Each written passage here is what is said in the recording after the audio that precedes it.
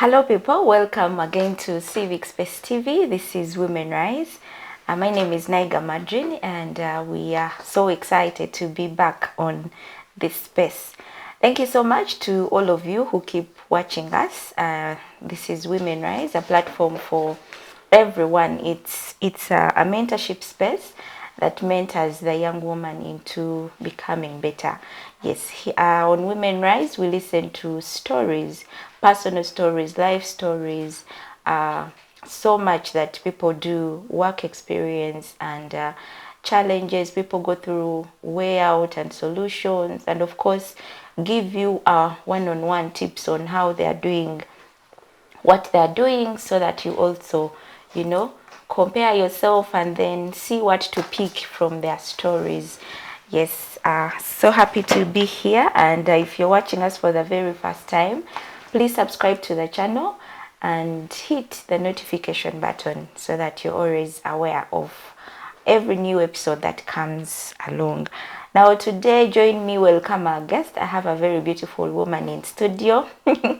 Yes, very beautiful woman, a mother, and yes, we are so happy that she gave us this time and to talk to you, our viewers. Now today's topic is very interesting. I know you wouldn't want to miss what Molly is going to share today. Inner healing and a lot, Yes, so many of us go through so much that we don't even know how to come out of these situations, how to deal with whatever we are dealing with. Today we have an expert. She's going to, tell us about herself, but of course, so much into inner healing, how you can overcome, how you can do the process and everything. I'm also here to learn and so excited. So today we have Nalunga Molly Bwanga. Molly is a founder of Touch a Soul Ministries. She's an accountant assistant officer at Cornerstone Development Africa, certified wounded healer and counselor, life coach, mentor, a wife, a mother. Oh my God, she's a lot. A lot of things. And yes, she's soon, to be a counseling psychologist. She's in school. Yeah. Molly, you're welcome. Thank you. How are you? We are well. Yes, yes. I can't say I am. We are well. You are well. Pause clearly. Yeah, we can see. This is not food. Yeah, we are happy to host the both of you. Yes, we are on duty. Yeah, and wishing you well in that journey. And Thank you. Yes. Thank you. So Molly, who is Molly? But like the way you were saying, it looked like so many. So much. So much, yeah. yes. But I feel like any person, we wear so many hats. Yeah, when I go into mentorship, I tell people we wear so many hats. But I am Nalunga Molebwanga, and I'm a mother, I'm a wife, I am a mentor, I am a student. A student. I'm a minister. Yeah, I'm a minister. I'm a child. My mother is still alive, and I'm a sister. Yeah, so, but in terms of like if there are any titles, career-wise, I did accounting. And by the grace of God, He called me into the ministry or the purpose of healing, helping people bounce back from pains, helping people recover from trauma, helping people become resilient. Because this life we are in, Yeah. we are in a life full of stressors. We don't want it, but Scripture says in John 16:33, that in this life you have, not you will. When they say you will, it looks like in the near future, but in this life you have tribulations. So for me, when I read that scripture, I'm like, wow, we are in a life of tribulations, but do we know how to deal with those troubles? Do we know how to deal with those stressors? So that is literally like the purpose of my life. Yeah, so I can call myself a healer, a wounded healer, a trauma recovery mentor or coach. And like you said, I'm in school, finishing to become a counseling psychologist. Wow. So much about Molly. And Molly has a YouTube channel. She'll tell us about that. But on this channel, she does a lot of, topics. There's a lot of topics that you need to interest yourself in. And I've seen her on several engagements, TV stations, doing a lot of work around counseling children. You do also about children, yes.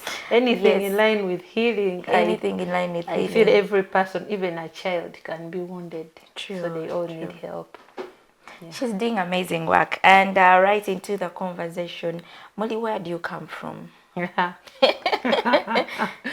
Oh, currently I come from Kazo. Okay. But Back then, back, the Molly back behind, then, the yes, Molly, before. those photos, if I look at them. I grew up in that name, Kasude. Have you heard about that place? No, Kasude. Where is Kasude? As you head Oima Road. It's, around Oima Road, you branch off as you reach that. There is how do they call this? A swampy place there. Then you turn off. So it's in there. It's called Kasude. I spent like close to 5-6 years there. Then I left. Then tumbled the bank. Then I left. So I came back to Kampala.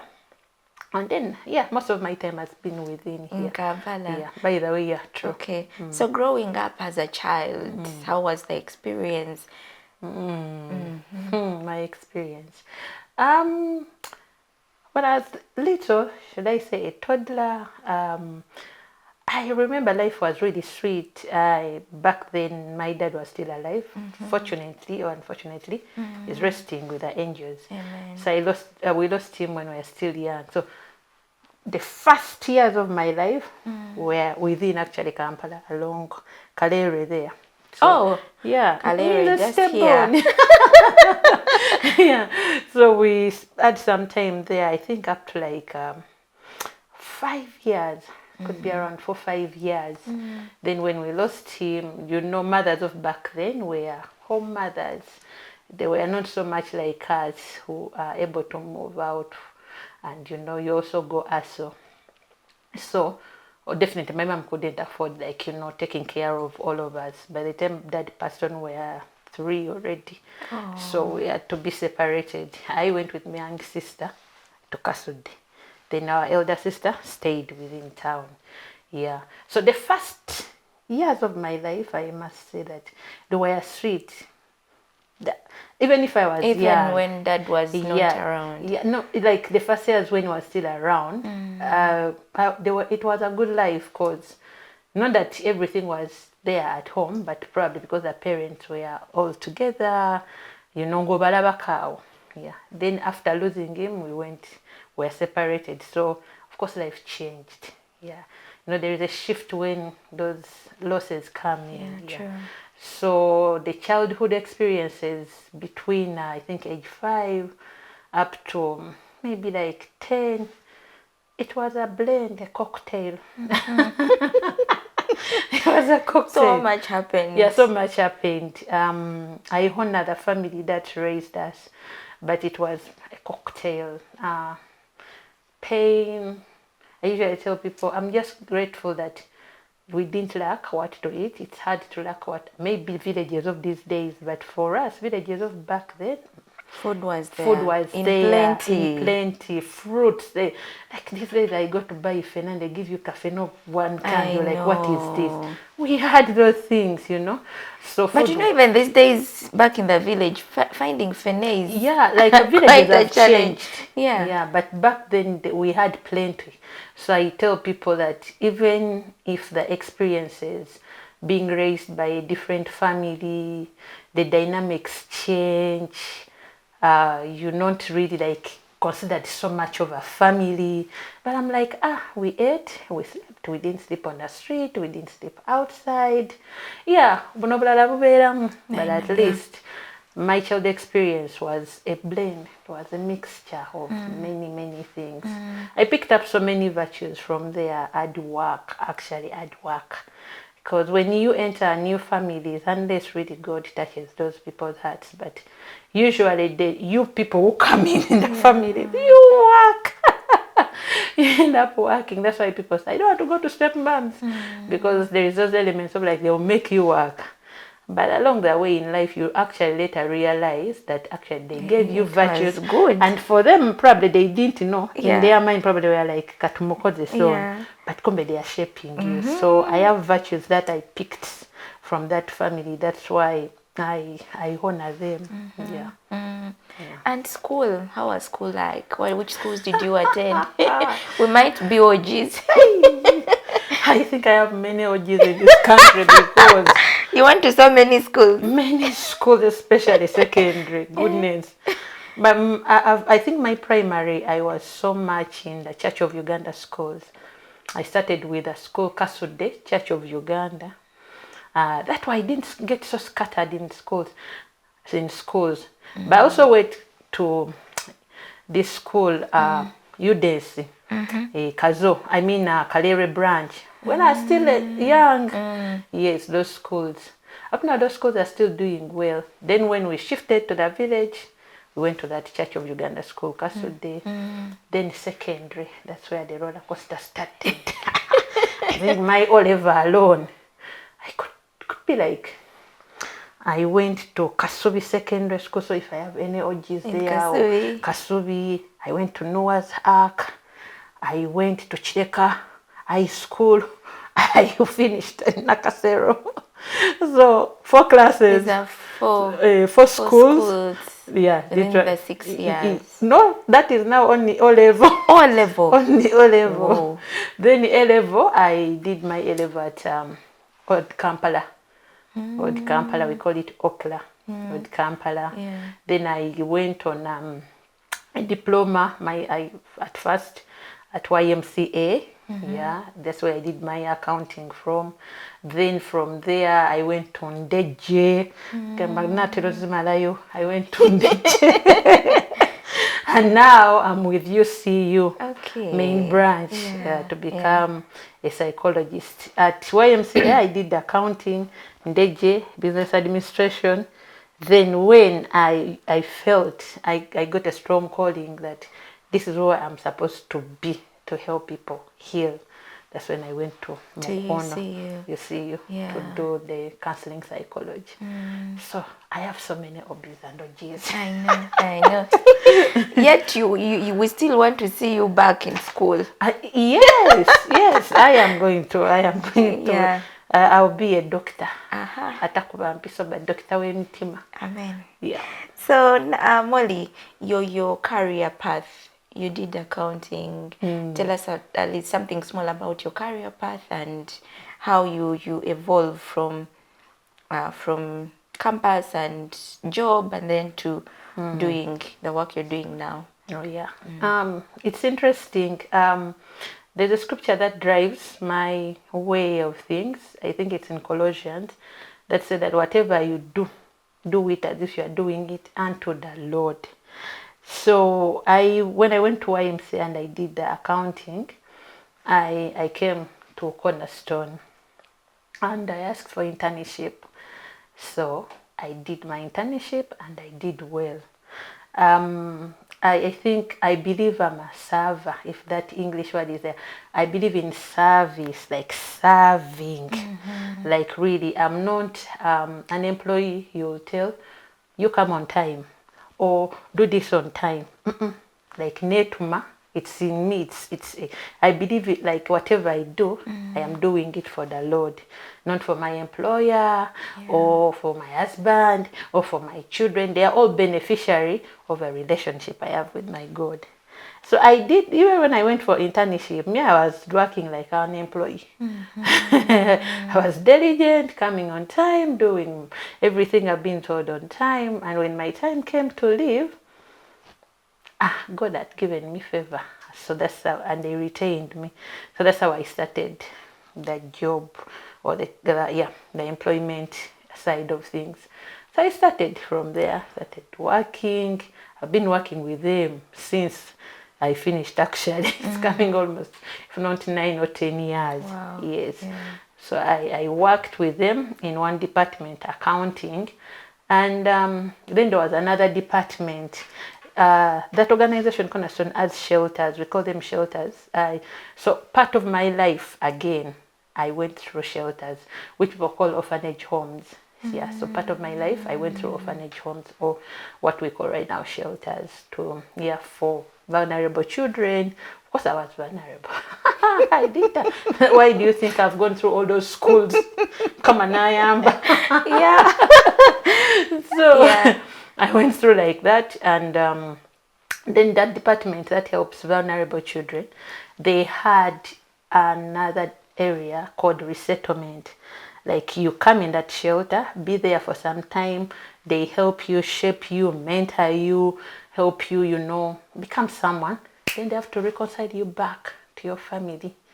So somehow that opportunity came in, and they saw me fit, because back then when I was still in their shelter, I wasn't a bad girl. Like I told you, it's all about service for me. Yeah. So they saw those attributes in me, so they gave me also that opportunity to serve with the children. So I worked in that area too. I was running two jobs. At the one, I do it during the day, and back then I was single. I do it during the day. So responsibilities were not So many, I yeah. do it during the day. Then in the evening hours, I go visit the shelters to have time with the children, especially those that are planning to be resettled, just to prepare them, because most of them have reasons why they don't want to go back. True. And obvious. I mean, when they come in these shelters, life is different somehow. The things they have, the things they get, the way they sleep. I mean, now you come here, it's a deca. Everything is in place. You're having breakfast. How? How? You need to be prepared. Yeah, so that's what I did. And along the way, I left that path because it was becoming too much as well, especially when I got married. But I continue with my career for accounting, and up to now, I do that with Cornerstone. But then along the way, this came in. I discovered that The calling. Yes, yes. which I'm also doing now. Yeah. Wow. Well, how have you been able to juggle through all these, the two jobs that you did, all this? What has made you, so good at what you do? I love that. I love mastery. It's good. Yeah, I think it's something I'm learning in life: self-mastery and mastering things. First of all, like from that background, it may sound a bit calm, but it was tough. It was really tough just going to school. I can remember days I just cry looking for school fees. I worked at a tender age, actually. Started working at a tender age. Whenever, maybe when you leave the orphanage homes, and now you are like, wait, what next? What? So it was a rough, really, like growing up, it was rough. So it taught me, people don't want to hear that statement. Omunaku yemanya. When you say those statements, people bagamba kemanya. But when you tell people those statements, they usually feel obalangira. No, it's important to know yourself and to know the season of life where you are. So I knew the season I was in, that poverty is a disease. May I call it a disease? I knew that we are poor. So I knew everything. If God gives me an opportunity to do anything, I have to give it my very best. That's why I say that everything I do, it's as if I am doing it unto the Lord. So how I managed? Planning. I would plan. Up to now, I love to plan a day. Plan myself, no. From this time to this time, I'm sitting in the office of accounting. And accounting is a serious deal. You can mess up the figures if you're not sober. So like, this time is for this. And when it is done, jump on a border, motorbike, go. Now you are switching, putting on a different hat. Ogenda mubana. Like that. So I used to plan a lot. I plan a lot my time. Up to now, that's what is helping me juggle all the things I do. Like, I separate my things. I know this is for this time, this is for this time, and this is for this time. And in between, I know where I have time maybe for catching up or what. But in my mind, I have to know what I'm supposed to do when and at what time. Yeah. Yeah, very important, because as a mother and as a wife, you're working. We need this technique, because Yeah. you might end up missing out something. Yeah, true. And there is what we call like compensation. Some people overdo well on one side of things.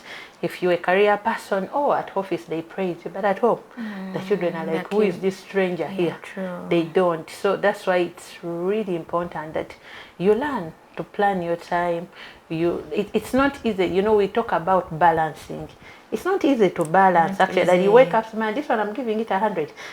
That balancing comes in a way that whatever you choose to do in that particular time, give it full 100%. Then, when you're giving this one 100%, there is another thing now that you've left out. But when you're done with this, and then you switch to another, you also give it 100%. So for me, that's how I run my life. I know even now I drop my children to school. I pick them from school. So I know what time I'm supposed to finish work, then drive, go pick them, take them back home. And even in that, I plan that, okay, this is I'm going to spend this evening with my children, or I'm going to let them go and play because they want to play. They have been all day at school. Let them go play. Let me go nap. Now in this situation, let me go nap. But I make sure I have to eat dinner with them, because I mean, I spent the whole day at work. They were at school. We didn't really interact so much. So I use, because we all have 24 hours. It's how you use it. No one has 48. And if you're a poor planner, even if they gave you 72 hours over a day, fail. You will still say, God, this day is short. Yeah, true. So it's just how you plan. So for me, my life is about that. Planning it and living in a moment. Like everything I'm doing in that particular moment, I'm enjoying it. I choose to enjoy it, because I'm like, I don't know when I will do it again. Okay, yes, I live in faith. Tomorrow I'll come back to work.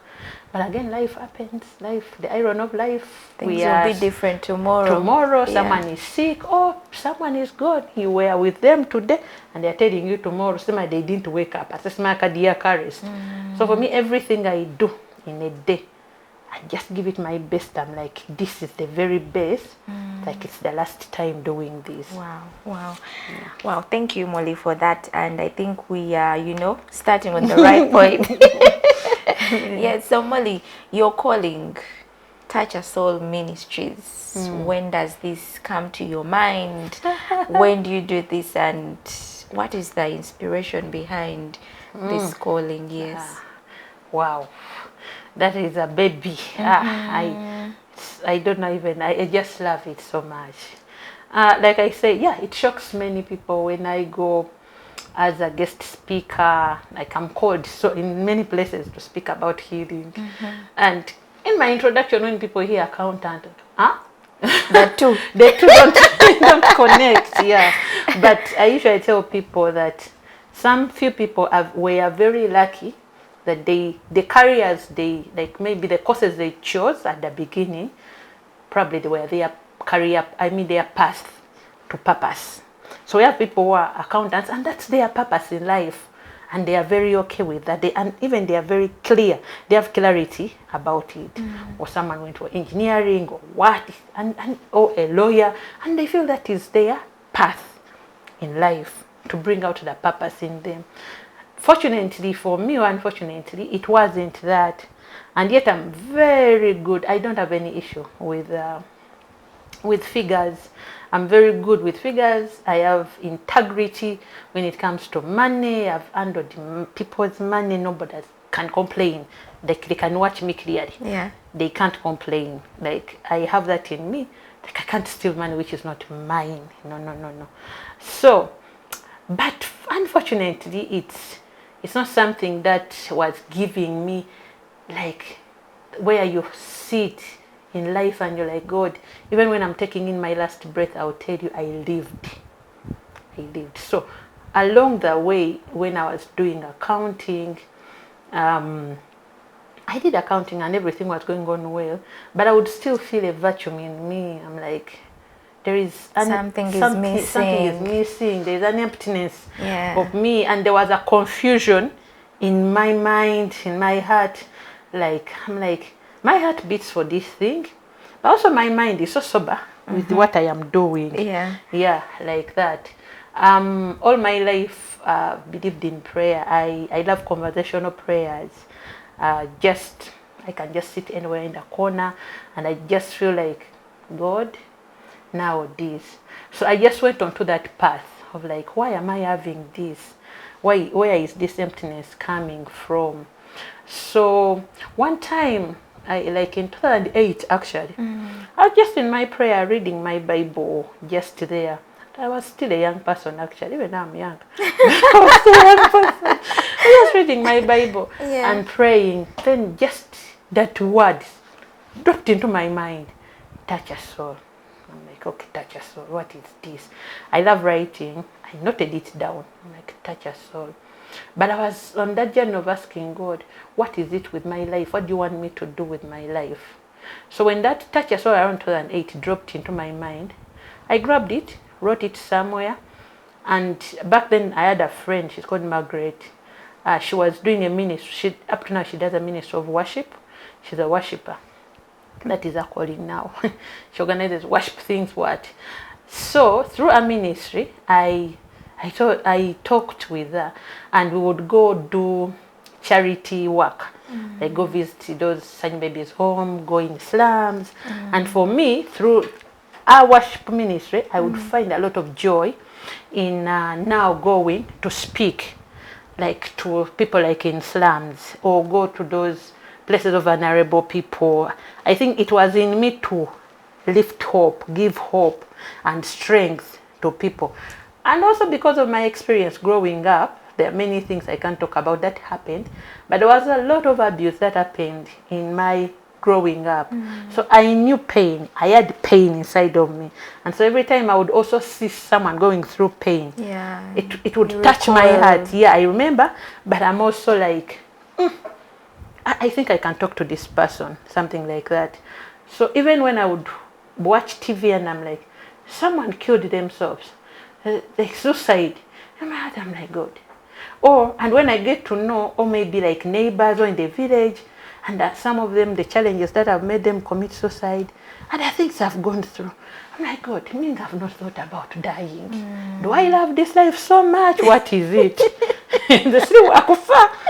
So it dropped in my mind, like there is something special in me that no matter what experience I'm going through in life, I don't want to give up. Like I don't want to ever feel like I am giving up on myself. Like this is something special that I need to share with the world, because I see other people are giving up on life, people are giving up on purpose, people are giving up on focus, identity. And I'm like, eh. So after 2008, I just left the name there.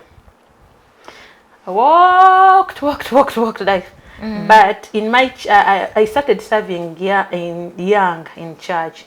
Some are also people would identify. You know how people can self-discovery is a journey. I think I was on the journey of self-discovery. That journey you can't do it alone. Yeah. People confuse that, but you can't do it alone. So somehow people in church would see something special in me. The youth would come to me, talk. Some mature people would come. Like, this is mwana wange. You don't know chempitamu? You know, in church everyone is like your father or your uncle. Tata would know your man shakola. And then you just talk to them. And then they are like, actually I feel better. So like, can talk to people and they feel better. Something like that. So I became a youth leader in my church. So I would talk with the youth. So I knew I am supposed to talk, because every time I would talk, People would better. feel better. But then I was like, okay, I'm talking. I started being in church, several churches calling me for youth ministries, talking to young people, conferences, women conferences. But even that was good, but still the virtue was still there. I'm like, okay, I speak all those things, but there But is then probably what? something I'm supposed to spend most of my time speaking about. So now that one came in, clarity came in around 2021. 2021. Around that time, I just experienced a challenge in my life. I just went through, I think from 2017, I just went through a betrayal in my life. Now I was already on the journey of grief. You know, growing up without a father, you've hustled to get school fees. Like I told you, there are many things. You've cried, you've worked as a young girl. I worked, sold charcoal, carried what, washed people's clothes, all those things I did there. So that's why I tell people poverty is a disease. Actually, even when you read researched information, one of among the leading things of mental breakdown, especially in Africa, poverty is one of them. Yeah, some people, like when you see them running crazy, sometimes it's not just that buying like obaba feel poverty. So I had been on that journey. I'd seen poverty physical, I'd experienced it. Then I'm on the journey of grief. Those days you sit, back your school fees. Maybe you're no longer living in the orphanage home, and then you sit. I started renting at a tender age. At a tender age, hustling, you're paying rent for yourself, buying food, everything, a teenager, doing all those things for yourself. When I was at YMCA, I was paying for my place, feeding myself. Meanwhile, I have a parent as well who is responsible for. I have a sibling. So it was quite a lot. A lot. So I went through all that, and along the way, life happens, and I just rock bottom, just got into a betrayal, and that was like for me now an awakening. Like it hit me badly, and I was like, God, this thing pains a lot. Like it really pained me, and it had so many things, a blend of so many things. There's a betrayal, then there's a blackmail in it, then there's what. So that I sat and started calling out to God. I'm like, God, I don't know if I will manage this. Like for the first time, I felt like I'm almost giving up. So I thought, God, if I can feel like I am giving up, then this is serious. I need you to come through for me. Help me to know how to deal with this. Like I literally went into a depression, but yet nobody, I think, even recognized that I went through a depression because of the nature of how I handle myself, how I handle things. Did you personally realize that, you know, you are in that kind of state? Yeah, I did. Because now I teach people these things. I know I used to see those things. Usually, pain is evident in our behavioral tendencies and the thought patterns. Like you start thinking funny things. You think of yourself worthless, hopeless. You are a nobody. I've counseled so many people who come in my counseling session, and the woman is beautiful, and they will tell you, I think I'm the ugliest woman on earth, and you're like, Wanji. But now me, I know that is pain speaking, you know. So I went through that, and I started questioning the sense of identity. Myself, I'm like, what's wrong with me? Why did this person do such a thing to me? Is it because I'm ugly? What? So when I remember, and when I'm teaching people, even myself, I'm like, look at me. Me, ugly. Calling myself ugly. Yeah. But in that time, I would experience that. I would question. You know, there are pains that come in life and make you question the things, the values you held so dear. I started questioning everything. Now that's when you start acknowledging the thought pattern that I think Viendo was a katimvako. You know, people don't get to know when they need help. But check your behavior tendencies when you're going through a painful experience. Realize that's when we start eating abnormally. We call it binge eating. You're no longer sleeping. So I went through that phase, and other people I didn't work, they become workaholics. And for you are praising someone, oh, she's very good, very admirable. And that's when it shocks people that you see people coming to work like that. But, and then they call you, someone died in their room, or someone committed suicide, someone just took their own life. Yet they've been so active. But and you're like, this person has been coming, dressing up with makeup. You don't know what is hidden behind the makeup and the dresses, all those trousers. You don't know. So you need to recognize that at this point, I think, honestly, I am breaking down. So I noticed along the way that I'm breaking down because of that experience. And I prayed to God and I told him, if you take me out of this, then I will know. I'll be able to know what my life is all about. And guess what? I was able to come out strongly. I was able to stay focused. And I was doing things even which I didn't know because I hadn't even started counseling. We call it shadow counseling. I would counsel myself, pray a lot, read my word, hype myself. I'm like, Molly, even if you meet the triggers are like people that remind you of the art, that there's something that has happened in your life. And for me, like the parties that were involved, I was facing them literally on a daily basis. So I would tell God, if I'm able to face them and I don't feel the grudge or the spirit of revenge in me, because one thing I love in life is keeping a peaceful heart. It's healthy. You don't be right there, you ulcers, stress, migraines. I don't want those things. So when God gave me the grace and I bounced out, that's when clarity came to me, and I like, this. And funny thing, when I was going through that experience, I had so many people who were coming to me to speak to them help. for help. Kumbe, you're also And down. I'm like, Jesus, and I remember I would tell God, me, to be a doctor for these people, you are joking. But then I would sit them down, and it's like I have forgotten about what I am going through, and I just pour myself into this person. And after some time, they are sending you money. They are praising you. When they go somewhere, they are talking about you, how you are a blessing in my life. I'm like, I wish you know that day I spent it crying in the night. Did I even sleep? But because, and I was like, yeah, I think my life is about this. So around 2021, that's when I got that clarity that I'm called to carry people's burden. And the scriptures are clear. Carry each other's burden. So yes, Lord God, yeah. I think I am, because no one is burden has ever weighed me down. I can, even now, every day I'm listening to people's issues, I have never been weighed down. So I was like, I think I have grace for this. And that's when I got that clarity, and I just now reached out to someone. She's called Bat Hilda Sabiti. I think you know her. Yeah, she mentors people. Yeah. So I just went into a mentorship academy just to start connecting the dots. Okay, now I know this is what I'm supposed to do, but how do I do it? So I just went into academy and joined a mentorship academy. We became good friends now, beyond a teacher, a mentor. And that's when I registered. The name came back, the name that started in 28. Yes. So, yeah, because when I was around that time, 2020, 2021, I was like, so God, what's the name? And the Spirit just reminded me, you have the name already. I'm like, which name?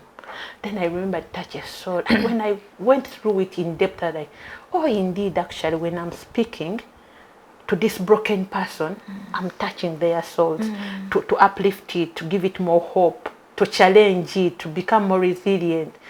And that's when I got, I was like, that is the name, Touch a Soul. I went and registered. It's officially registered. Yeah, wow. Yeah. And you know, Molly, when you said this, I'm thinking to myself, there are so many moments we don't really pay attention to. Like the time you got that name and you wrote it down. And then after some years, something comes back and then you recall, oh, this is what God was saying. So that's so many things that we miss, I think, at times. That's why writing is important. True. We don't pay attention to yet. These things will come back and you get stuck. Back. Wow. Wow. Beautiful one. So, Molly, what is inner healing? We are coming to that. To the gist. Yes. What is inner healing to someone who doesn't know what you're talking about? Oh, yeah. Yes. Like I've given a bit of the experience. I know the story didn't come out factual. Yeah. I do that to respect. I'm a person, when I forgive people, I don't want even to label them, say this one did it. No. I'm like, that chapter is done. That's why forgive and forget. Not really. Wow. You can't forget. But I honor. Like, once I know God, thank you for giving me the capacity to forgive this person. It is done for me. I don't want to talk about their names. Yeah. But inner healing, it's such a powerful thing. Even in panel goosebumps when I'm talking about it, because a wounded person is the missile. May I tell people, if you want people, those people they say they what? Those who do bombs. Just get a hurting person. Get someone who is hurting. But they'll just dress up that bomb and go detonate. Yeah, because they are tired of themselves. So tebasara, even to kill. That's why they say hurting people hurt others. You know? So inner healing is more about recognizing deep-seated wounds. And that's why we say inner. Because everything we experience in life, when you're going through a betrayal, like I said, I remember I would show up at work every time. I would go to church, do everything. And you do things, like I told you, I would cancel even people. I talk to them.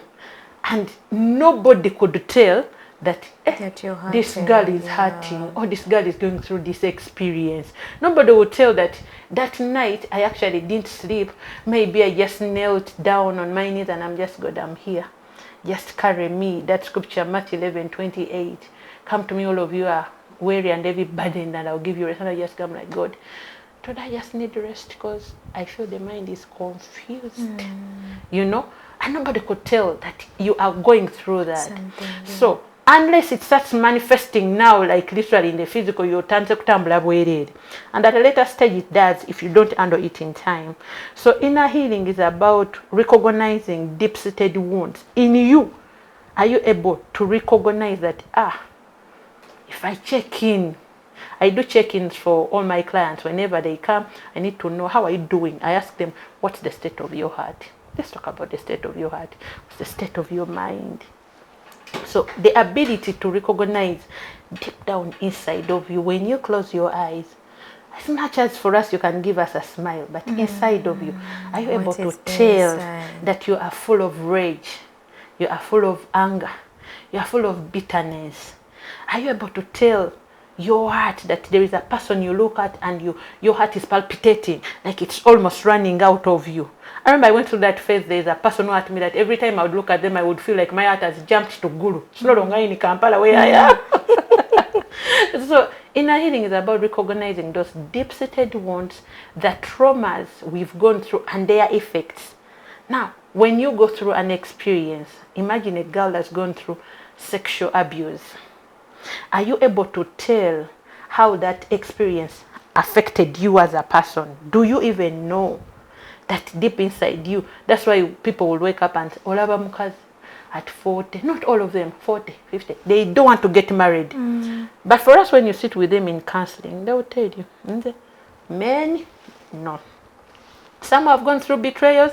They tell you after that, at break, namala abasajja oba namala abakazi, you get that? That is an effect of what happened. So in inner healing, I want you to recognize those deep-seated wounds, those traumatic experiences, and then how they affected you. Are you able to know that my thought pattern is informed by the things I went through? When those have been when Timitima Jakalba, those statements we make. Sometimes we make those statements because of the things we've gone through. So that's inner healing, because healing starts from within. The pains we experience in life, grief. I do grief counseling. When I'm counseling, people have gone through grief. Yes, sometimes it starts manifesting in the physical, maybe some become small, but it's funny. I have counseled people on grief, on the journey of grief, who are becoming big because they just eat any junk to numb the pain. And so golaba mukazi yakafira musajja nenga mwezi gumu munene muzibu bwati. So you wonder, and that's we now it explains some people, you find someone so fat and then someone is saying, I'm stressed. And then someone, you're looking good. How can you be stressed? Because for us looking good, you see someone like this, the skin is glowing. Kumbe balia bibuto, alia chipsi, alia sausage, anywa soda, anywa bichi. Like, I've counseled those people. I've gone for grief counseling in some people's home. Now the only thing I find they are cooking, chips. Until I'm like, madam, we are going to change. I want to know the connection between, stress and then eating. Yeah, it's just pleasure. It's like pleasure. Like you feel good. We all want to run away from pain. No one wants to be at the center of pain. That's why we block pain. Many of us, even those experiences we've gone through, the heartbreaks, the one, even the thought of it coming back, no, but that doesn't change the fact that it affected you and it's still doing some work inside of you. So the way people escape, we call them coping mechanisms. The way many people find ways of coping. So some people cope with food. Like I will eat my problems away. So but the pain is coming back, they eat. That's why today addiction is no longer about a character issue. Way back, whenever you'd go to know a family that their child is struggling with drugs, these days it's way beyond that. It's more of a coping for people, because they know when they go na sniffing na coach abulawo, they say I'm in Cambodia. They are no longer thinking about the pain. But the unfortunate part, once it goes off you, the problem is like, you left me here, I'm still here. It will come it back comes tomorrow. back. Yeah. So even eating, it's like that. Now for other people, they don't eat. Self-harm. Like, what's the reason for eating? I lost my baby. I lost my father, like me now. And some are on anger strike. They are doing that because they are feeling a lot of pain and they are no longer seeing any reason why they should eat. So inner healing helps you to know those effects that have come in as a result of the painful experiences in your life, and then it will open your life back to wholeness. How? When you go through those counseling, talking to someone, then it opens you to wholeness. You start finding meaning in life. You know, you start learning to maneuver life with even the pain, because life is a blend. Today you finish one problem, another problem comes in. But inner healing gives you that ability to learn that even when another problem comes, I have the capability, I have the ability, the strength in me to go through it, and I will not die if it's not yet my time. Yeah. Wow. Molly, how do you do your sessions? For example, which strategies do you use? Which methods do you use when you're handling these clients? And now I'm looking at someone who has had childhood trauma. You've carried that pain all along. Yeah, how do you handle these different clients? They come in with different issues, different problems. How do you handle? Which strategies do you use? Methods. That's the beauty of, I encourage actually spiritual leaders also to study. The scripture says that people are perishing because of lack of knowledge. I got so many people from churches who have talked to the pastors about their issues, traumas, and the pastors were not able to handle them because they didn't have really the knowledge about how to handle such things. So I encourage even spiritual leaders, go study these things. They are important. Yes, the Spirit reveals, but the same Bible tells us to seek wisdom. The Bible tells us to seek knowledge. So there are many ways. We have therapies. When we go into now real academia world, psychology, we have therapies that we use. And those therapies, you first listen to someone. Especially the first sessions when people come, my role as a healer or a counselor is to listen, to know, to discern. That's why I also challenge people that you can't separate counseling away from spirituality. Yes, many people, separate it. We have atheists who don't believe in God, and you can actually in the code of ethics, like conduct of things, even in counseling, you're not supposed to talk about God to a client or any person unless they have accepted. You can't enforce it on them, because also even those who are believers, actually they come in sessions where they are questioning God. Where was God when this rape was happening? Where was God? You're talking and you want God. to talk about God. Where was God when divorce was? Where was God when this marriage was falling apart? Where was God when this cheating or betrayal was happening? God muve komuleke. They come in sessions that are yeah, and now me, I get to know that is a painful statement, you know. Yeah, but you learn. So we first listen, and when you listen, through people's talking, the speeches, the statement, the slips of the tongue, and everything, you are able to tell. And that's why I say, personally, I don't separate it from spirituality. I pray a lot. Whenever I'm going to meet someone, I pray. I'm like, God, help me to listen to the art of man. This person, I want to listen to them, but not out of my experience. I don't want to cancel them from my experience. I want you to open them to me, and you lead me to know what exactly they are struggling with. So sometimes you're able to see that, out of the pains they have gone through, they are having irrational thinking pattern. Like I told you, look at myself to start thinking I'm ugly, I'm not good enough, I am what, and those are the things I get in counseling. A woman comes because the husband is cheating, and she's like, I am ugly. Can you imagine? I noticed the other woman has a big chitombo, and like you start comparing yourself, the other person, or what, and then you get to know now the thinking pattern has been affected. So we have different therapies. We have like CBT, cognitive behavior therapy, that can help this person reframe, change that irrational thinking, like clearly, Nalunga, you ugly? No, I am not. But you need someone who can touch into you to cause an awakening in you, to know that mukwano, that is pain making you thinking like that, but you are not. So we have so many. We can have psychodynamics, like looking into your past. There are people, like you talked about, childhood traumas.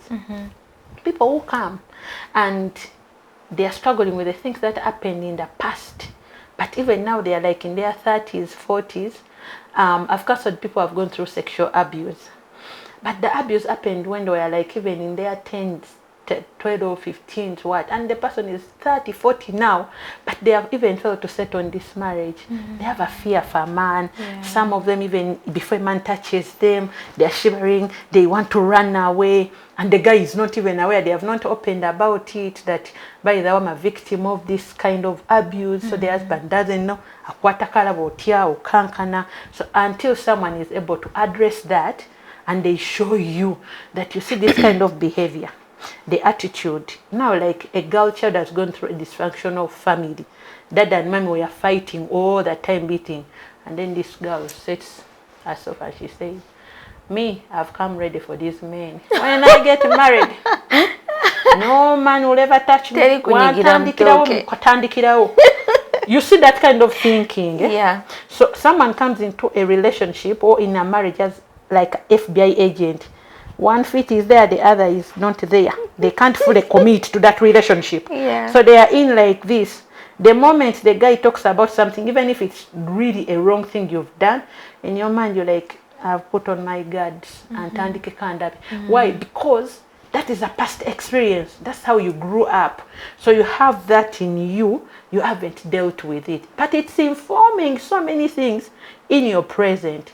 We have therapies that can handle the past and how the past is affecting your present, like that. No, so I'm thinking of someone who is not even aware that their past is really haunting them. Yeah. So how do you handle such a person? You're doing things out of the blue, but then you also don't know. Yeah, and we have many of us actually make decisions, but we don't know where they come from. So that's the beauty of you finding someone first qualified, but also called. Because there are many people who have studied things, but they don't, it's not even a calling for them. It's just a business. I thought people, counseling goes beyond a business. It must be a heart issue, because you're handling a heart that is broken. You're handling someone who feels like so confused that they're almost giving up on life. You can't just bring books on them. You must be able to connect with them, human to human, and that kind of connection is divine. You must be able to pray. But answering that, it goes back again. I have to listen to you. I have to listen to you. There are so many people who have been fired from workplaces because of anger issues, and when they come into the session, they tell you, tebanjagala ku mulimu. Okay, oh, sorry, tebakwagala. Okay, give me, and let's talk about the history of your work. I've worked at this place. They told me, simanyi n'obusungu bungi nnyo ne bangoba. When I went to the other place, it's the same thing. So you realize like for 5 workplaces, you are being fired and they are mentioning the same thing. And then me, when you talk, I'm ready. I'm able even to read the patterns in between. And then I start asking. I ask you very important questions that probably you are unable to ask yourself. So within the things you are talking, I'm able to ask you, do you see any pattern in here? Why would all 5 workplaces fire you one person? Sometimes we demonize everything. Basenga bandoga. Well, no. Sometimes you need to really be sober. Like, why would all those 5 people be firing you? Why you one woman alone? All 10 men have chucked you. Why you man alone? 10 women bonaba kuganye. Like all those marriages are failed. You've never recognized a pattern in your life that you need to deal with. So when they are talking, we are able to tell in counseling, and you're like, okay, so there is this pattern. It seems there is a hunger pattern here. And we're like, okay, where do you think this is coming from? Okay, people have said you struggle with anger management. What do you think? Because we need to see. Sometimes we just don't know because we have not been able to get a safe space to talk about things. You're not talking about pain in this life. Safety is a principal thing.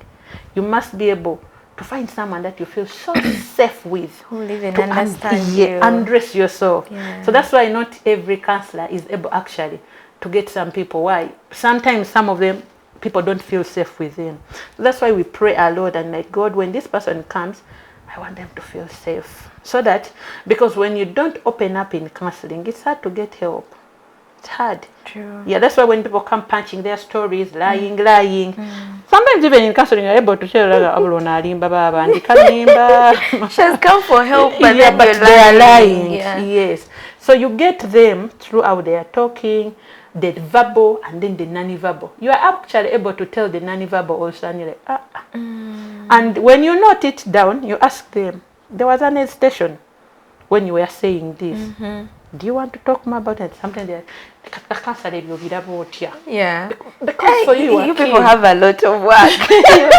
Because you have to be very keen, and you have to. Body language and all this. We've lost so many people. We know relatives who have just died and they're like, I'm done with this life. I know parents who have driven children to school only to come back and they take poison and only to find out it was like the marriage was in shambles and they are tired. Like you have children recently, Butabika Hospital is full. Yeah. Where do you think all these cases are coming from? Issues of life, stresses of life, the pains of life, that people feel so exhausted, so worn out, so drained, and they feel like they can no longer handle them. But one thing I believe, all of us, when you find the right person who can touch into you, we have the strength to manage these problems. And guess what? In this world we are still in, there is nowhere we are not going to be having those stressors of life. They are going to be there everywhere, but we can learn to live with them. I counsel people when I'm also having a huge challenge actually going on, but in counseling there's what we call counter transference. You have to pray a lot that you as a counselor, you don't bring your issues to a client and then you end up being counseled. Like imagine a counselor going through a marital issue at home, and then your client is also having the same issue. This, and do you have the ability to separate yourself and you don't throw your problems, because you can start on the class but this client didn't come to tell you I want to run. They came to ask for help. How can I manage this? So even a counselor, as a mentor. Well, how do you tell that your client is ready to heal? How do you tell someone is ready to begin their healing journey? How do I tell if they are ready to? Number one step, if someone has sought help, someone is seeking for help. Because most of the time, all of us, we want to first start handling these things ourselves many times, and which is good. Like also can let me try. But sometimes people come and like, I've prayed. I've been fasting 40 days, 40 days, 40 days at Breakwem Chafa, you know. So how do you know? Number one step is acknowledgement that I think right now I need help. And it goes back. It goes back. Remember when I was giving a bit of my story that I started recognizing certain patterns in me. It's always important to know your natural inclination that naturally I am a peaceful person, or naturally I'm a joyous person, like that. Like, it's important to know that about yourself. Now me, I know my pet name is a butterfly. Like, I know my life, I love flying free, selfless. Like I love having that in my mind. So if I start isolating myself, running away from people, nothing gives me any sense of joy. Maybe but then no. My favorite dish is fish or chicken. And then you start not wanting to eat. The only thing you do. Those are signs that something is not right. Something is not going on well. So, and when you start doing the work on yourself, maybe you pray, sometimes we start, actually most people come to counseling, we start with our friends. I talked even to my friend, we've been talking, but it didn't help. When you reach that level where you feel like, and it is okay, it's not a sign of weakness.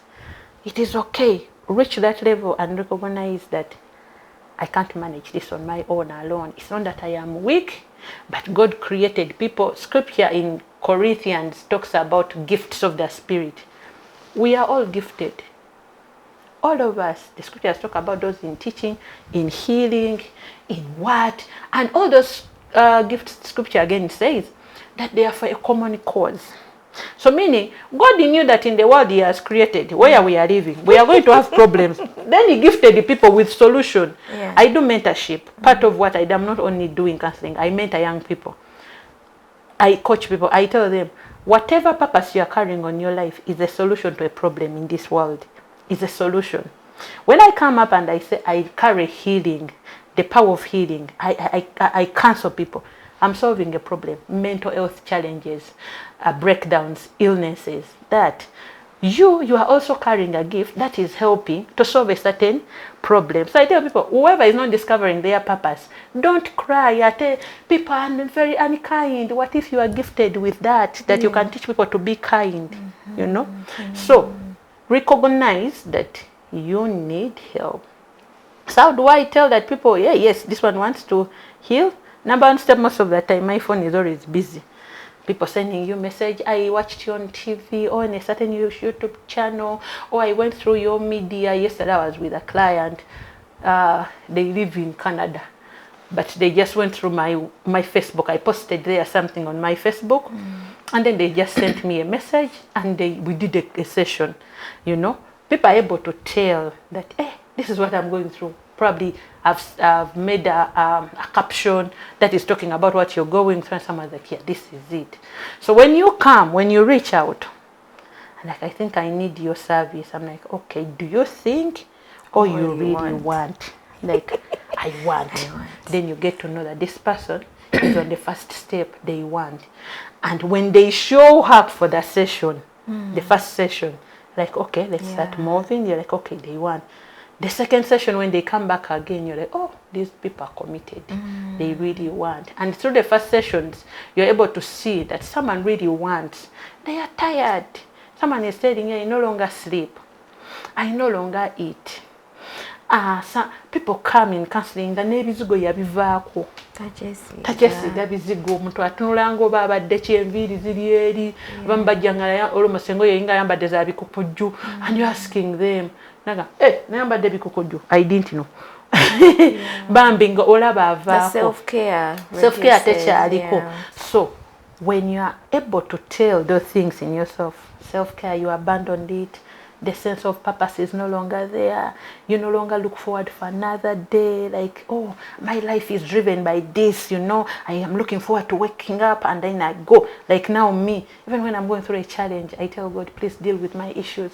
I have a girl, they told me she's suicidal. I need to go to that school. I do a lot of school counseling as well. I'm like, God, I need to go to that school and, you know, talk to that girl. So even when I have a personal challenge, I just go on my knees and I'm like, God, deal with me. Let me go deal with this person. Yeah. Like that. Yeah. Well, is there a moment you've handled a client, the journey of healing, progressive, but then they fall back? Oh yeah.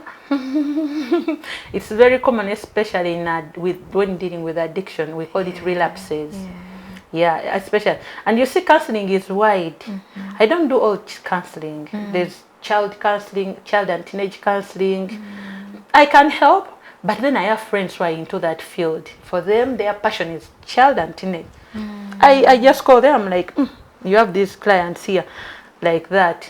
So me, I'm majorly more into trauma, like deep wounds, like, you know, trauma experiences, those ones, emotional healing. Like, I want to see people reframing their thinking, to see people becoming resilient, be able to face your fear. And I'm like, I'll do it anyway, even if the fear is here. I'm going to do it like that.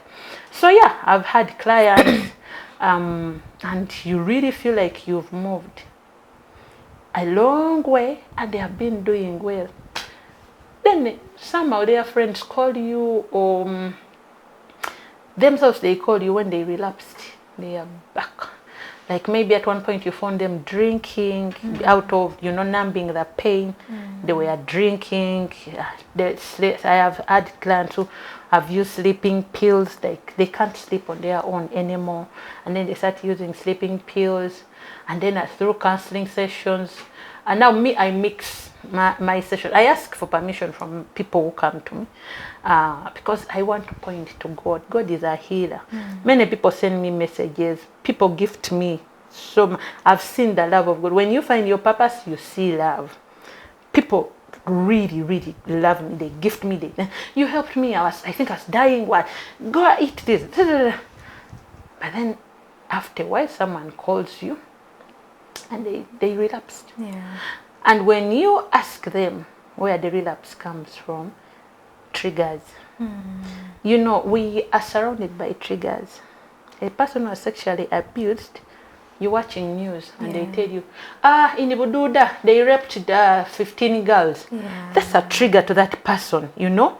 So that's why in counseling, it goes, I tell people that this counseling goes beyond just sitting with you. Me, I don't like that. I don't want to be with a client for years and years and years.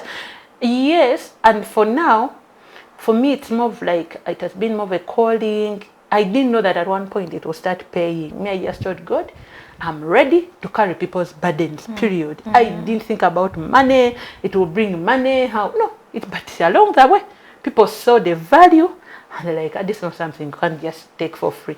But we have communities that can't afford. I go in slums, I go in schools, and I don't ask for money because I know they can't even afford. If you find a school, they don't have even a counseling department. You give them a structured fee. You want my services, pay. Now for me, I just want to see someone healed. That's what I want. So when they come and I ask them, why do you think this happened? And they tell you, oh, if it's a marital issue, I saw a message. Oh, I saw a woman. Oh, I found them.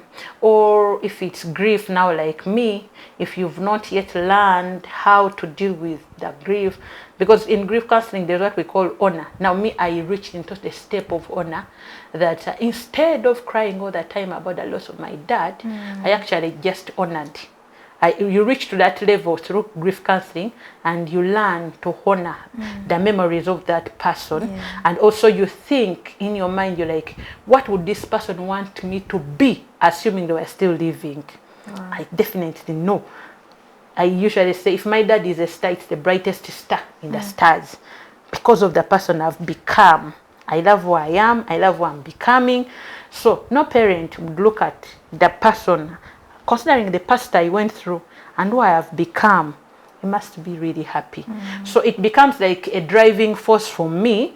Like instead of just being there, cry all the time, me and your fan, oh, I'm like, no, my dad would have wanted it to see me pushing on. Yeah. So let me push on. But now another person, if you haven't gone into counseling or if you haven't gotten more support, if now death is all over us everywhere. Now if they hear of a neighbor who has passed on, that person may not even come out of their house. Yeah. Because they have gone through it in the recent past. So now that becomes a trigger. A trigger is anything, any person, any place. To some people, it could be just passing near a hotel. That's where they were checked from. They went for dinner and the guy said, we are done. Yeah. Only to pass the border is passing there. And then they remember that hotel and they start, they stop, they cry, they call you, I'm stuck, I am here, I can't move, my legs are stuck. And why? You remember when I told you the guy who checked me? That hotel, and that's where I am. That's a trigger. Yeah. So until we teach you to learn to deal with the triggers and disempower them, that the next time, even if you look at the hotel and you just And laugh, just laugh it off. Yeah, continue. Okay. So, Molly, as we try to end this conversation, what are some of the issues you think you as a person, challenges? You handle so many people, you handle so many problems, but then you also have your own life. Yeah. Yes. Personal life, Yeah. you're a mother, you have work. Which issues, challenges did you face, and then how do you overcome all this? It's a very interesting question. I love it. Yeah. As a counselor, as a healer, my mentor calls me a healer. That's I didn't want that name at first, but she told me, Madam, You're a healer. you're a healer. Yeah. Yeah. So we face challenges. Honestly, I face challenges. One is when you're also talking to someone, and you have, especially me personally, you have this desire to see them come out of that. You know, it's like a ditch. You see someone and see. You really see that they are giving up and you don't see it happening. You know, sometimes you put it on yourself and you want to see if it can happen as fast as possible, but that is in God's hands, and also the client is, and that person, they must desire to see themselves better. If someone doesn't desire to see themselves better, no matter what you do. So sometimes, for me, that is a big challenge. When I would love to see them maybe get better fast, and then you see 6 months, 1 year, you see someone is still almost the same, because of the roots. This pain was so deep that they are struggling actually to disrupt this thinking pattern they formed around themselves. Like every time they come back, Counselor, you tell me I'm beautiful. No, it's a lie. And then you know what, you're like, God, what can I say to make this person really believe that there is goodness in them, there is a purpose on their life? So it challenges me as a person. And other challenges, of course, like for me now, so far this is more like a ministry. Money. Going to those schools, when we go for school counselings, you have to finance yourselves. Some of those schools, like in slum areas, they don't have the money, so you go deep down into your pockets. I have friends, Maggie, Kathy, Juko. So for now we are like 4, a group of 4. Yeah, but I'm the team leader. So sometimes, many times actually, it's your money that you will use. Of course, it's God's money that you will use. Sometimes when you go into slums, it's not just about talking. Those people need stuff. They need things. So we do lots of outreaches in slums that on top of counseling, you also come with food. I mean, you are counseling an empty stomach. What will they listen to? What? You go there, teenage mothers are there. They need diapers. You go and you see someone is new. Let me call it like that. And you really see there is nothing. Yeah. So you have to get foodstuffs, get things. So money challenges. How do we deal with those things? The first one, personally, I have mentors who speak into my life. When I feel a bit of overwhelmed, I go and I talk to them, and then they remind me, Molly, your role is you are a vessel of healing. You carry the healing. You take it, and God does the work. and also the attitude of the other person. Don't over push yourself. You can't just go. It's like a person is not a machine that you go cut their head, fixing what you want. So when those mentors talk into my life, I get reminded. And also they will counsel me. Sometimes they'll tell me, do you feel overwhelmed by that story? If there is that bit of overwhelm, I don't really experience it so much because my life rotates around prayer a lot. Before I come to people, I pray. When I leave you and the session, I pray again to be covered. Yeah. But still, I talk to them like, this story. Then they also help me out. So in counseling, we call them like supervisors, someone who can even help you. They will ask you, what therapy are you using? Like this one, CBT. No, have you tried this one? Have you talked about existential therapy with them? Maybe talk to them about purposeful living, So they help me to bounce out from that. And then the other money, of course, we talk to friends. Most of the time we put flyers out when we're going to do outreaches and people see. People bring back, we thank you so much. They bring their clothes. Some will just give you sacks of rice, food stuffs, like that. Some will even give you fuel. Someone will be like, okay, I'm unable to come, but let me sow a seed. And they will give you money. And then you go do the work. And they partake of that blessing even when they didn't reach on the ground. Yeah. Wow, some of the beautiful moments you've enjoyed in your profession. Oh, Jesus, many. If they are milestones, they are many. Most of the work I do is private victory. People who come and you're suicidal for me and they're almost giving up, and then along the way through the session, counseling them. Some people are big actually. For us, we see them, you watch them on TV, and you're like, people are just seeing the bright side of things, but I don't know where this person was when they came in.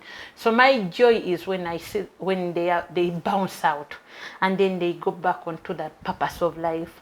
They focus again. They start knowing that I make meaning. I'm important. Nobody tells me nothing. Nothing defines me. It's God and what I believe about myself. I have so many of those testimonies. Students, when I go to schools, into school counseling with our team, and then teachers tell you, sometimes teachers stop labeling these people. Like, oyo twamuvako, oyo asinga wano okwagala abasajja mu ssomero, oyo asinga, there's a way they label them, and then the teachers feel like they even want to expel them from school. And then you go into sessions with them. For you get to know that actually these ones, they think this one is stubborn or cold-hearted, only to realize through session that this girl is being sexually abused at home, or she's coming from a dysfunctional family.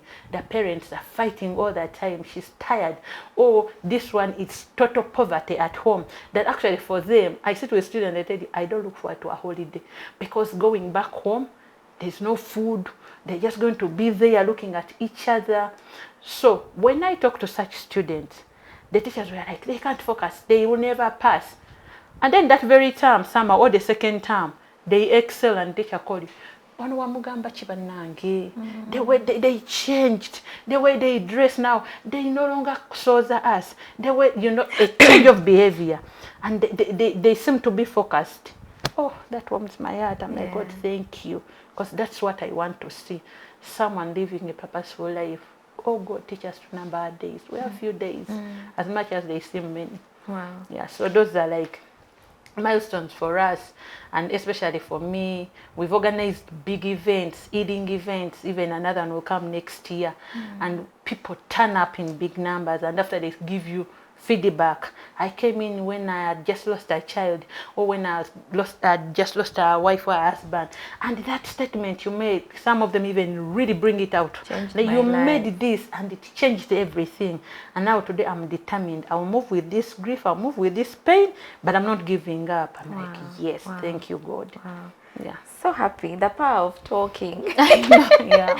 Find someone to talk to, Yeah, and we have experts here that can help you move better. Molly, your award to a young girl who is watching us today. It's a women's space. Oh yeah. And it's a mentorship space for the girl child. With your experience growing up, your career, and what you're doing, award to a young girl who is watching us. What do they focus on? What should they live? And how can they, carry themselves to being fruitful in society? Yeah. As a woman, you suffer different challenges from a man. It's important to appreciate that difference first. that there are challenges you're going to experience, which are normal challenges, period, what, those are normal challenges. But just understand that there are some normal challenges that are going to come in your life. Secondly, have values. If I'm to talk about my values in life, hard work, love, I believe in love, like loving people without segregating. I believe in loyalty, faithfulness, integrity. So have values that you'll not go against, that even when the storms of life come and you feel like you want to shift, that is your fall back. You're able to tell yourself as a young girl that, I said love, or I said integrity. Now I do want to sleep with this guy so that I am able to earn max. I'm against my values or my virtues as a person. So have values. Thirdly, get a mentor. You don't do life alone. I know we want to do life alone, especially Africans have this feeling of like, who is that person? That's just a human being. Why would they talk into my life? But find a mentor. Even if you have your parents actually usually carry you to us for counseling. So find someone that you can trust and join those mentorship places, because personally, I've walked a journey of life. And so when you come into I mentor many young people. I have organizations actually like Nyaka, Ride What. I have organizations that bring me their students they are supporting, and then they tell me, we want you to be a mentor for them. Most of them free of charge, because I enjoy pour myself into them. So get a mentor, get someone you talk to, open up your life to them. Will not judge you, because the things you think you're going to judge you, some of them will even did them as well. Yeah. You'll tell us, Manya, I'm drinking, I'm struggling, small masturbation. Some of your mentors have gone through these things. They will tell you, when a mentor is open, they will tell you that, by the way, I went through that and this is how I managed through it. So find a mentor, and above all, like at least you've heard, I could mention several scriptures. Even Muslims have their holy book. So attach yourself to God. Find a church or find a religious place. Have fellowships. Commit yourself to a relationship with God. Entisa ya katonde ekutasa bingi nnyo. There are many things, even personally, I think about that I would have done, but it's because of the fear of God in me that hinders you. In this world, you need to be connected to a power greater than who you are, and that is God. Wow. Wow, yeah. Beautiful, Molly. You have a YouTube channel, and then how can people get you? That YouTube channel has a lot of interesting things. That growing YouTube channel. Yeah. Yeah, please, you go there, watch those fainty what, but the message is beautiful. The message is clear. Very clear and beautiful. Yes. And soon you will see us professionalizing things. So my YouTube channel is Nalunga Mole, and then my Instagram, X, LinkedIn, Facebook, Mole Nalunga. But even for the ministry, we have Touch a Soul. It's called TAS, T-A-S, TAS, Touch a Soul. So on Facebook, it's there, TAS, Touch a Soul. And then we've just started on Instagram also, TAS. So you can go there. But in case you want like counseling, one-on-one, group counseling, staff welfare, I go in companies to help employees, because I mean your employees are experiencing problems. So if you don't help them, they will have challenges and productivity will be zero. So I've quite big up to all the companies that have trusted me to do that work. My number is 0702 13 0074. 0702 13 0074. Go heal and thrive. Wow. Thank you so much, Molly. The power of, the strength of a woman. We have sat here with Molly in the condition that she's in, and she has given us, more than 1 hour. I mean, we are really so grateful, Molly. Thank you so much for coming. We don't take this for granted, and we are praying for you. Amen. Yes. I'm populating the world. Yeah, we are praying for you. I'm happy that you didn't decline our request, our invitation to come. Yeah, so she's an example. She's a true inspiration, Nothing can stop you to do something. Yes, yeah. You can do everything in the right time and the right space. Thank you so much, Molly. We have really loved the session. It has been a beautiful session. I personally have learned a lot, and I hope our viewers have also learned something from today's conversation. Inner healing is really, really something we all need to think about. Yes, there are so many issues that we've gone through, childhood traumas, the growing up experiences are not the same, and some of us have had really tough, tough situations that we need to talk about with someone, get someone to talk to and air out your issues, the anger management issues. Some of these things have, a root cause, but then you don't know what is causing all that you're doing.